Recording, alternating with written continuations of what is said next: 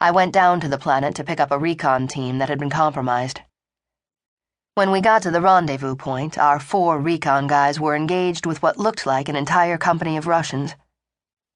I've done hot pickups before, but never one where I had to pry our snake-eaters from the embrace of half the planetary garrison. The Russian troops were not very keen on having their prize snatched away by a solitary dropship.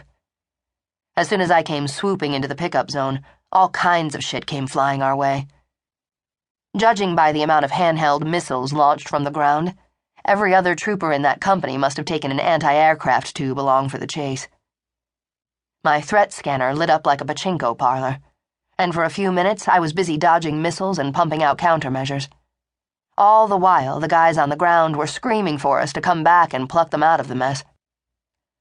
Finally, the ground fire slacked off a bit, and I rolled back into the target area with my thumb on the launch button. The Russians had our team pinned down, and their lead squad was so close to our guys that you couldn't have driven a utility truck through the space between them without rolling over somebody's feet. I made a close pass with the cannons, and the Russians ran for cover.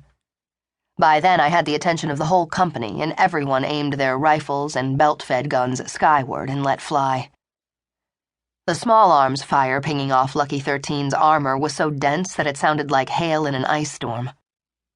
On my next pass, I emptied most of the rocket pods on my external ordnance pylons, gave my left-seater instructions to use our chin turret on everything that wasn't wearing NAC camo, and then put our ship down right between the Russians and our chewed-up recon team.